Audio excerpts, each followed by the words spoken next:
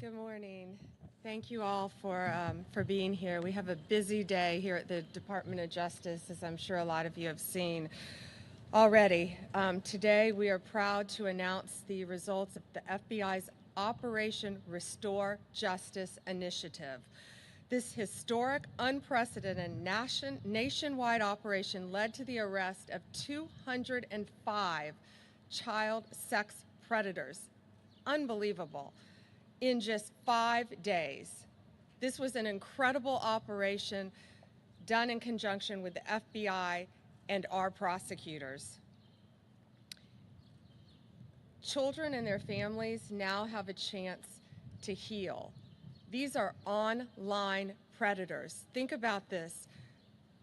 115 victims, children. In 5 days, we were able to help. This kind of work takes a toll on the FBI agents and the prosecutors who are doing this every single day.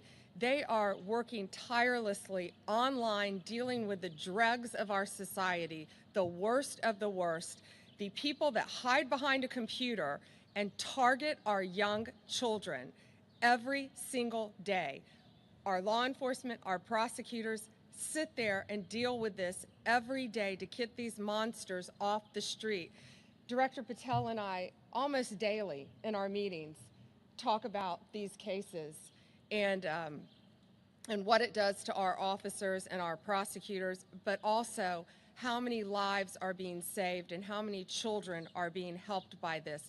Director Patel is going to get into the specific cases with you in a minute, but what I will tell you is these depraved human beings, if convicted, will face the maximum penalty in prison, some life. We will find you, we will arrest you, and we will charge you. If you are online targeting a child, you will not escape us. The FBI and the Department of Justice will come after you, and we will prosecute you. Parents, you have to know, this is so serious. Your child has no right to privacy on the internet. None. You have to monitor what your kids are doing, whether they're playing games on the internet, on social media, any other websites that children, teenagers frequent, an online predator can find them. I always say it's from instant message to instant nightmare. Parents, they're talking to your kids like they're other children, and they're not. They're predators. They pose as children. They get them sometimes to post explicit pictures of themselves after they talk to them. And then in some cases, they even try to blackmail the children.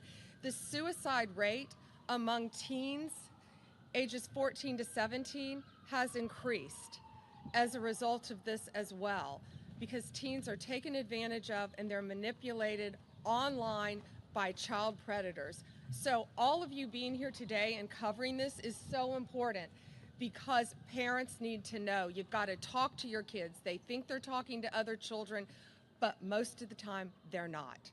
Director Patel, thank you. First and foremost, to the Department of Justice under General Bondi's leadership and all its components, because of your courage, we are here today protecting our most vulnerable, our children. Thank you, General Bondi. Thank you to so many of your colleagues here today that do this work tirelessly day in and day out and never get a moment's thanks. We should acknowledge all of them today.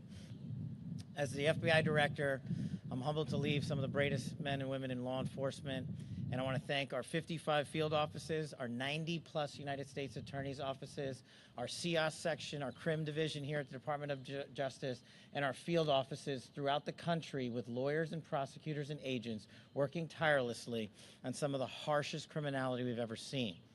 They don't take breaks because our children deserve a free and open society.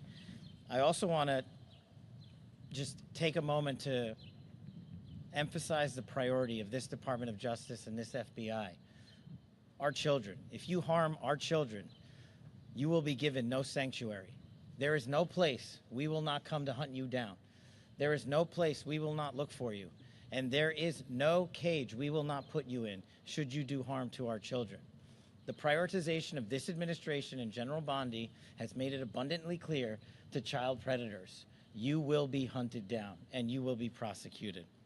And that is a refreshing thing to hear for the men and women who do this work tirelessly. And it's also an acknowledgement of the safety that we look forward to bringing America. As the Attorney General mentioned, there are a couple of cases worth highlighting. People in places of public trust have violated not only the law, but that public trust, to include teachers, law enforcement personnel, and other professionals that we look to safeguard our children have not only violated the law, but violated the trust. In Minneapolis, defendant Jeremy Francis Plonsky, a Minneapolis state trooper and former Army reservist, was arrested for producing child sexual abuse material while in uniform. Not anymore. In Norfolk, Virginia, defendant Jose Alexis Valdez Sosa, an illegal immigrant from Mexico, again, allegedly arrested for transporting a minor across state lines. No more. Another example, right here in Washington, D.C., in the Metropolitan Police Department, Officer Linwood Barnhill, a former already convicted sex offender, was arrested again for exploiting more victims, more children, while on supervised release. These are just three examples that show you the extent and the depravity of these horrific crimes. And we need to team up together with the American public to find the rest. I want to give a special thanks to the National Center for Missing and Exploited Children for the tireless work they do in partnering with us. And again, I want to thank the Department of Justice and all these folks here. And Pam, thank you for never wavering to defend our children.